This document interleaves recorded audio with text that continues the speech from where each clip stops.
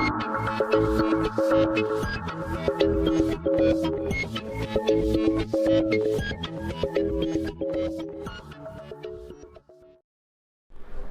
आप देख रहे हैं तर्कज्ञान और मैं हूं दिग्विजय। इस वीडियो में मैं आपसे कुछ लोगों के साथ इस वीडियो को लेकर हाजिर हूं और इस वीडियो में आप देख रहे हैं मेरे साथ कई लोग बैठे हुए हैं।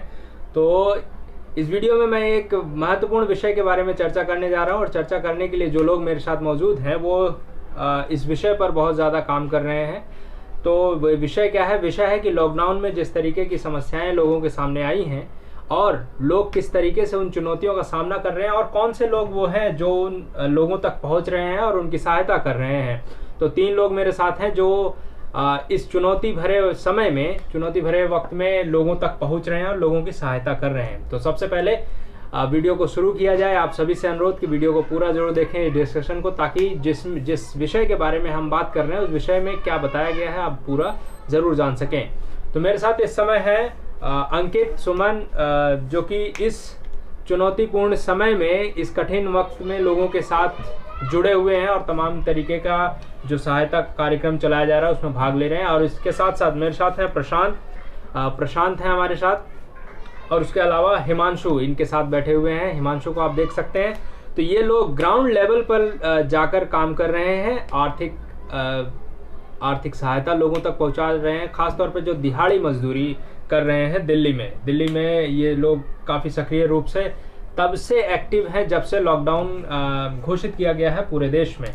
तो पूरी दुनिया भर में खासतौर पर उन लोगों के सामने जीवन मरण का प्रश्न और एक तरीके से आजीविका का बहुत बड़ा प्रश्न आकर खड़ा हुआ, जो डेली वेजेस पर काम करते हैं और जो रोज़ कमाते हैं और रोज़ खाते हैं। तो सबसे पहले अंकित से मैं जानना चाहूँगा कि इस चुनौतीपूर्ण वक्त में आपने क्या काम किया और किस तरीके से उन लोगों तक पहुंचने की कोशिश की। सबसे पहले कि आपने डिसाइड कैसे किया कि हमें किन किन लोगों तक पहुंचना है और क्या उनको सहायता देनी है, अंकित? सबसे पहले तो बहुत बहुत धन्यवाद कि आपने इस चर्चा में हमें शामिल किया। मैं आपको बताना चाहूंगा, आपके माध्यम से सबको बताना चाहूंगा कि हम लोग जिस संगठन के माध्यम से इकट्ठा हुए हैं, मैं, प्रशांत जी और हिमांशु जी, हमारा काम ही समाज के लिए काम करना है, क्योंकि ये समाज हमारा अपना है। तो जब लॉकडाउन हुआ तो उस समय हमें इस चीज का अंदाजा था कि यहाँ पर समस्या आने वाली है। मतलब पहले दिन के लिए तो ठीक है, जिस दिन जनता कर्फ्यू लागू हुआ था, मगर उसके बाद अगले दिन घोषणा हुई कि कई दिनों तक लॉकडाउन रहेगा, तो हमें समझ में आ गया कि कई ऐसे समाज में वर्ग है जिनके यहाँ राशन नहीं होगा, उन्हें राशन पहुंचाना पड़ेगा, कच्चा राशन पहुंचाना पड़ेगा। कई ऐसे समाज में वर्ग है जिनको प्रतिदिन भोजन की व्यवस्था करनी होगी। तो राष्ट्रीय स्वयंसेवक संघ और हमारे स्थानीय नगर ने मिल करके तय किया कि वो आगे बढ़ करके काम करें और जितने भी लोग हमारे एरिया में सूची बनाए उनकी। तो पहले दिन से सूची बननी शुरू हो गई कि जिस बस्ती में हम लोग रह रहे हैं उस बस्ती में ऐसे कितने परिवार हैं जिनको हमें जोड़ना है, जिनको कच्चा राशन देना है, और कितने परिवार है जिनको केवल भोजन चाहिए। तो हमने इसकी सूची बनाई और सबसे पहले दिन हमने कच्चा राशन शाम के समय उपलब्ध कराया। अच्छा। उसके बाद कई लोग घरों में देखने को मिला कि राशन ज्यादा उपलब्ध हो रहा है, तो फिर हम प्रतिदिन खाने के पैकेट डिलीवर कर रहे हैं। तब से ही अब तक 40 दिन इसको हो गए। तो अंकित, इसमें समस्या आई किसी प्रकार की? क्योंकि आप जो है कि काम कर रहे थे, तो क्योंकि लोगों तक राशन पहुंचाना कोई मतलब एक बहुत बड़ा ग्रुप है हमारे समाज में जो डेली वेजेस पर काम करता है, तो उसमें आपने कैसे सुनिश्चित किया और कि संसाधन पूरे होने चाहिए अगर हम लोगों तक पहुंच भी रहे हैं किसी प्रकार की मदद करने के लिए, तो उसको कैसे आपने सुनिश्चित किया? देखिए, इसके लिए तो हमने सबसे पहले कोशिश की कि हमारा जो ये क्षेत्र है, इस क्षेत्र में जितने भी धनाढ्य लोग हैं या धनाढ्य नहीं भी या संपन्न नहीं भी, फिर भी थोड़ा बहुत अपनी तरफ से समाज के लिए योगदान कर सकते हैं, उनसे संपर्क किया गया। उन्होंने अपनी तरफ से कच्चा राशन कईयों ने उपलब्ध कराया, कईयों ने अपनी तरफ से कुछ ना कुछ राशि उपलब्ध कराई। जब हमें समस्या लगने लगी कि इतने में नहीं हो पाएगा, तो फिर मैंने व्यक्तिगत तरीके से और मेरे अलावा मेरे अन्य मित्रों ने व्यक्तिगत रूप से अपने कॉन्टैक्ट से संपर्क करना शुरू किया, और जिसके तहत मैंने काफी अपने कॉलेज यूनिवर्सिटीज के फ्रेंड्स हो गए, उन सबसे संपर्क किया, और पुराने दोस्त हो गए, सबसे मैंने व्यक्तिगत संपर्क किया कि वो जितना भी उनसे डोनेशन बनता है वे लोग डोनेट जरूर करें। तो इस काम पे हमने फोकस किया। अगर आपने कुछ ऐसे लोगों तक पहुंचने की कोशिश की, खासतौर पे आपके दोस्त हैं और भी लोग हैं जो इस मुहिम में, इस सहायता करने की जो मुहिम चलाई जा रही है उसमें आर्थिक रूप से सहयोग कर रहे होंगे। तो कुछ लोग ऐसे आपको ज़रूर मिले होंगे जिन्होंने पीएम केयर्स में भी दान किया होगा और आपको भी उन्होंने दान किया होगा। तो क्या किसी से ऐसा कुछ सुनने को मिला कि हमने पीएम केयर में दान कर दिया है, और फिर आपने कैसे उनको मोटिवेट किया कि वो लोग आपके साथ कोऑपरेट करें और वो लोग भी आपके साथ जुड़ें? देखिए, पीएम केयर फंड एक बहुत बड़ा फंड है और उसके माध्यम से बहुत बड़े स्तर पे काम हो ही रहा है, मगर हमने सबसे केवल आग्रह ही किया कि आपने पीएम केयर फंड में तो दान किया है, परंतु अगर आप प्रयास करेंगे यहाँ भी देने की तो 100-200 रुपए कोई बहुत बड़ी बात नहीं है, और ज्यादा से ज्यादा दान आ सके, इसलिए मेरी कोशिश थी कि ज्यादा से ज्यादा संपर्क हो। तो मेरे फोन में कम से कम 1000 लोग हैं और मैंने कोशिश की कि 1000 में से कम नहीं तो 800 लोगों से मैं संपर्क करूं। तो उनसे संपर्क हुआ और 200 से ज्यादा लोगों ने दान किया है। चलिए ठीक है। तो प्रशांत, ये आप बताएं कि आप जो है, क्योंकि अंकित ने तो आर्थिक सहयोग जुटाया और फिर राशन बांटा, आप जो है इस लॉकडाउन में कैसे डिसाइड किए कि हमें किन लोगों तक पहुंचना, और कम से कम आप क्या एक दिन का निर्धारित लक्ष्य रखते थे कि हमें 50 लोगों तक पहुंचना है या 100 लोगों तक? प्रशांत, हमारे साथ वृद्धि भी जुड़ चुके हैं, तो वृद्धि से भी हम जानेंगे कि उन्होंने कैसे काम किया, लेकिन प्रशांत आप इसका उत्तर दें। सबसे पहले मैं आपके माध्यम से सारे दर्शकों को नमस्कार कहना चाहूंगा। जैसा अंकित जी ने आपको बताया कि हम एक संगठन के माध्यम से जुड़े हुए हैं, तो हमने अपने समाज में, अपने इलाके में पहले अपने स्वयंसेवकों से ही पता करा कि उनके गली मोहल्ले में ऐसे कौन से परिवार है जिनको इसकी आवश्यकता हो सकती है। हमने फिर उन स्वयंसेवकों को उनको भेजा, उन्हें बताया कि हम आपके सहयोग के लिए ही है, तो अगर आपको इस चीज की आवश्यकता लगे तो आप बेझिझक हमसे आके बोल सकते हैं, हम भी आपके परिवार के ही लोगों में से एक है। तो ऐसे ही धीरे धीरे हमें लोग अपनी आवश्यकता बताते गए और उस जरूरत के हिसाब से हमने अपनी टीम को कोऑर्डिनेट करा और इस सेवा के काम में हम आगे बढ़े। तो वृद्धि, आप जो है जुड़ चुके हैं, तो मैं आपसे ये पूछना चाहूँगा कि आपने किस प्रकार की, क्या आप राशन पहुँचाने का काम कर रहे थे या फिर राशन पहुँचाने के साथ साथ कोई और भी प्रकार की, जो जैसे सैनिटाइज़र है या फिर मास्क है, इस तरीके की चीज़ें भी आप पहुँचा रहे थे, कि आपने मूलभूत सुविधाएं जैसे राशन का बहुत ज़्यादा ज़रूरी इस समय हो गया था, ख़ासतौर पे जो डेली वेजेस लेबर्स हैं उनके लिए, तो आपने राशन पहुंचाना, साथ साथ उनको ये भी बताया कि आपको कैसे खुद को सैनिटाइज करना है, खुद को मास्क का प्रयोग करना है, ये भी जागरूकता क्या आपने पहुंचाई थी वृद्धि?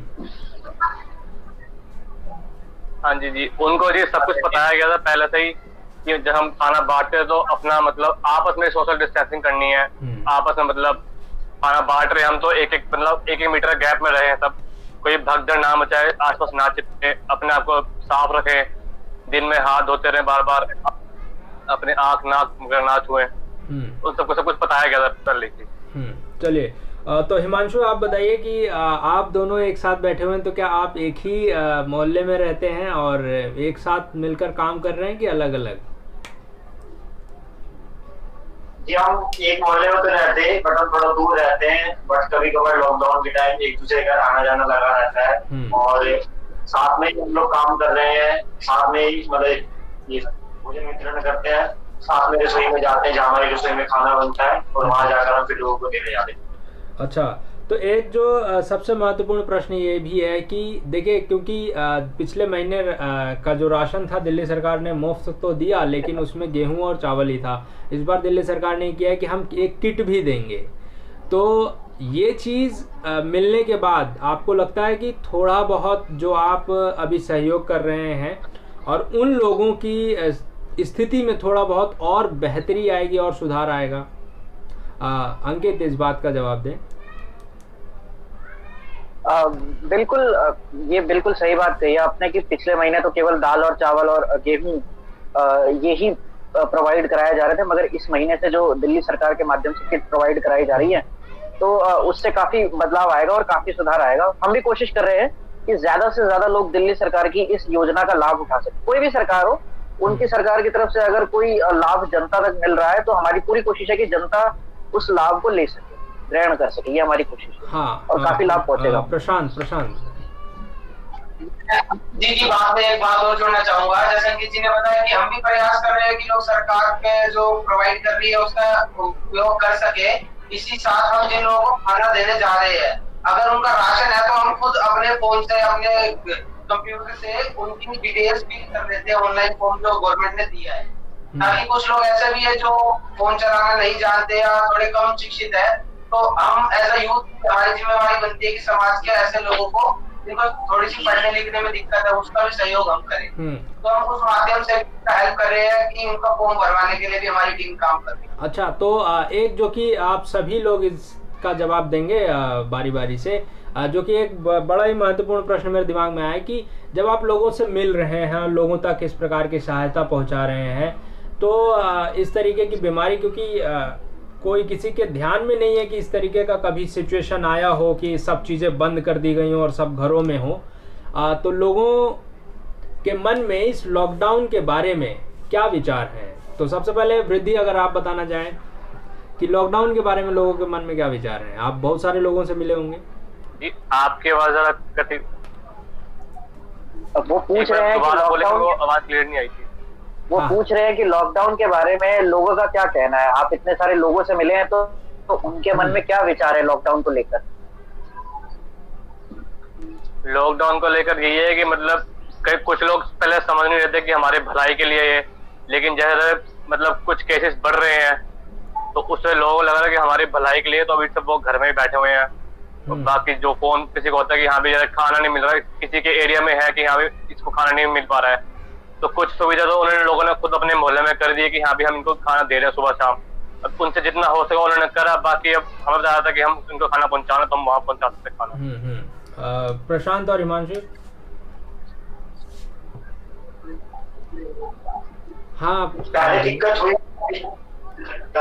हुई शुरू में काफी, जब लॉकडाउन वो एक लॉकडाउन पहले जब हुआ था वही दिक्कत, बट अब लोगों को थोड़ा समझ में आ गया है कि अगर हम घर में रहेंगे तो ज्यादा सेफ रहेंगे, सरकार की थोड़ी मदद होगी इसमें अगर हम ज्यादा जितना कर रहे हैं। प्रशांत, आप बताएं। जी, जब पहला लॉकडाउन था तो लोगों को थोड़ा सा कि हाँ जी सरकार ने हमें परेशान किया है, लेकिन जब लॉकडाउन वापस बढ़ाया गया, हम समाज में निकले तो लोगों ने हमसे भी यही शिकायत करी कि क्या है, तो हमने उनको समझाया कि सरकार को तो करोड़ों का नुकसान हो रहा है, सरकार हमारी सेवा में इतना मेडिकल में पैसा लगा रही है और जो आर्थिक हमारी स्थिति बिगड़ रही है वो सरकार को ही संभाल रही है। लेकिन सरकार ये चाह रही है कि हमारी जो जिंदगी है वो हमारे पैसों से ज्यादा महत्वपूर्ण है। इसलिए लोगों को ये बात समझाई गई कि आपका नुकसान कुछ नहीं है, तो पूरे देश का नुकसान देखा जाए तो आप अपने घर को स्वस्थ रखें तो देश इसमें स्वस्थ रहेगा। सब लोगों ने हमारी बात समझी और हमारा आग्रह करने पे माने। हाँ अंकित, ये बताएं कि जब ठीक है, ये हमें पता चल गया कि जब शुरू में लॉकडाउन हुआ था तो लोग खासे एक तरीके से निराश हुए थे और एक तरीके से गुस्सा भी था कि सरकार ने ऐसा कैसे सब चीज़ बंद कर दी, रेल, बस और मेट्रो और यहाँ तक कि गली में भी, और सड़क, घर के जो लोकल सड़क है वहाँ तक भी निकलना बंद कर दिया है। तो लेकिन जैसे जैसे समय हम ये देख रहे हैं कि महीने 1.5 महीने से ऊपर हो गया है, लॉकडाउन को महीने भर से ऊपर हो गया है, तो उसके बाद क्या लोगों के मन में किसी प्रकार का बदलाव आया शुरू में और अभी में? क्योंकि आप लोगों से इंटरेक्ट कर रहे हैं तो लोगों के मूलभूत विचार में क्या परिवर्तन आया? अंकित। देखिए दिग्विजय जी, मैं आपको बताना चाहूंगा कि शुरू में जैसा सबने कहा कि दिक्कत तो थी और बहुत सारे लोग लॉकडाउन को पालन नहीं कर रहे थे।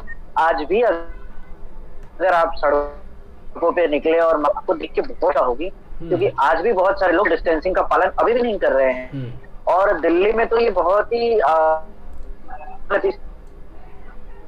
अगर हाँ एक लोगों को एस्टैब्लिश हो गया है कि हमें लॉकडाउन का पालन करना ही है और लॉकडाउन के अलावा कोई सोल्यूशन नहीं है, तो लोग इस चीज को अपना रहे हैं, कम से कम बाहर निकल रहे हैं। पर फिर भी अभी जितनी भीड़ है वो भी बहुत है, उसको भी कम होने की जरूरत है। मतलब सरकार के प्रयास अभी भी कम है, उनको और भी प्रयास करने की जरूरत है। चलिए ठीक है, तो लास्ट में आप सभी से एक कमेंट कि आप लोगों को, समाज को और सरकार को कोई एक सुझाव दें। वृद्धि से शुरू करते हैं। सरकार को क्या आप सुझाव देना चाहेंगे? कोई एक, दिल्ली सरकार या केंद्र सरकार, और लोगों को और समाज को क्या संदेश देंगे, क्योंकि मुझे व्यक्तिगत तौर पे ऐसा लगता है कि बहुत सारा हमने जो कठिन समय है वो निकाल लिया है, बस थोड़े से और दिन हैं ताकि इस महामारी पर पूरी तरीके से जब तक वैक्सीन नहीं बन जाती है तब तक तो हम इसको फैलने से रोकें, और जितने ज़्यादा संक्रमण कम होंगे वो ज़्यादा हमारे लिए फ़ायदेमंद होगा। तो कोई सुझाव वृद्धि आपकी तरफ से? जी, मेरा सरकार के लिए कोई सुझाव नहीं, क्योंकि सरकार अपने तरीके से बहुत बेहतर ही कर रही है हमारे भलाई के लिए। बस समाज के लोगों और जो भी हमारे सेवा में लगे उन सबके लिए वही है कि अपना भी ध्यान रखें और दूसरों की भलाई के लिए अपने घरों में रहें। जो सरकारी ड्यूटी कर रहे हैं हमारी रक्षा के लिए, उन सबका ध्यान रखते हुए भी अपने घरों में रहें कि हमें भी उनको तकलीफ नहीं देनी है, क्योंकि वो अपना छोड़ के हमारी सेवा में दिन रात लगे हुए हैं। चलिए ठीक है, हिमांशु आपकी तरफ से कोई सुझाव? सरकार अपनी तरफ से बेहतर कर ही रही है, बट अगर लोग थोड़ा सा उस चीज को पालन करेंगे तो शायद ये जो बीमारी है, ये जो महामारी है, ये थोड़ी जल्दी खत्म होगी। तो मेरा लोगों को यही है कि आप लोग थोड़ा रहें, घर पे रहें और इस बीमारी को जल्दी से। और प्रशांत, मैं आपके माध्यम से आपकी ऑडियंस को यही कहना चाहूंगा कि सरकार जो कर रही है हमें उसका सहयोग देना चाहिए। सरकार में बहुत पढ़े लिखे और सोच समझ के विचार करने वाले लोग हैं, तो हमें उनका पालन करना चाहिए। और हम अपने लेवल पे यही कर सकते हैं कि जो सरकार कह रही है उनके निर्देशों का पालन करें, अपने घर में रहे, अपने गली मोहल्लों की रक्षा करें। अगर हमारा गली मोहल्ला है तो हमारा राज्य सुरक्षित है, स्वस्थ है, और ऐसे ही हमारा देश और पूरी दुनिया है। चलिए ठीक है, तो अंकित आपकी तरफ से एक सुझाव? मैं ये कहना चाहूंगा कि सरकारें तो देखिए बिल्कुल अपने स्तर पे काम कर ही रही हैं, और ये हम लोगों को समझना चाहिए कि जो तस्वीरें आ रही हैं, पुलिस वाले घर के बाहर खाना खा रहे हैं, पुलिस वालों को भी दिक्कतें आ रही हैं, सफाई कर्मचारियों को, सबको दिक्कतें आ रही है, तो उनका ध्यान रखते हुए कोशिश करें कि घर से कम निकलें। दूध की थैलियों की जगह एक दूध का पाउडर का एक पैकेट ले लें, सूखी सब्जी रखे, अपने राजमा हो गया, चना हो गया, छोले हो गए, जिससे कि आपको कम से कम घर से बाहर निकलना पड़े। कुछ दवाइयों का छोटा मोटा स्टॉक रखें, जो फर्स्ट एड किट होती है, और कोशिश करें कि कम से कम बीमार पड़े, कम से कम बाहर। यही हाथ में सबसे कहना। हाँ, तो इस चर्चा में आप सभी का बहुत बहुत धन्यवाद। मेरे साथ जुड़े थे प्रशांत, हिमांशु और वृद्धि और अंकित। मैं आप सभी लोगों को बता दूं जो तर्क ज्ञान देख रहे हैं और इस वीडियो को देख रहे हैं कि ये सभी स्टूडेंट्स हैं, और वृद्धि जामिया मिलिया इस्लामिया से हैं, और प्रशांत आईपी यूनिवर्सिटी से हैं, और हिमांशु दिल्ली यूनिवर्सिटी से हैं, और अंकित दिल्ली यूनिवर्सिटी के भूतपूर्व छात्र हैं और अभी भी अध्ययनरत हैं।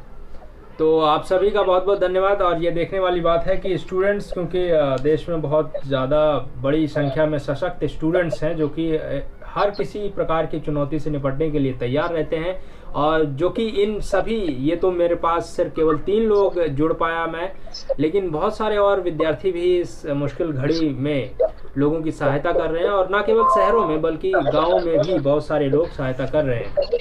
तो आप सभी का बहुत बहुत धन्यवाद। और जो कार्य आप कर रहे हैं, जिस काम में आप लोग लगे हुए हैं, उसके लिए बहुत बहुत शुभकामनाएं। और मेरी ये प्रार्थना भी रहेगी कि और भी लोग इसके साथ जुड़े और इस गंभीरता को समझते हुए इस प्रयास में सभी लोग अपना योगदान दें, ताकि हम इस महामारी पर विजय प्राप्त कर सकें। तो बहुत बहुत धन्यवाद। और आप सभी लोग जो लोग तर्क ज्ञान देख रहे हैं, उन सभी से एक अनुरोध, अपने अन्य दोस्तों के साथ इस वीडियो को जरूर साझा करें और जुड़े रहें तर्क ज्ञान के साथ। मैं किसी एक अन्य वीडियो के साथ जरूर आप सभी के सामने आऊँगा। धन्यवाद।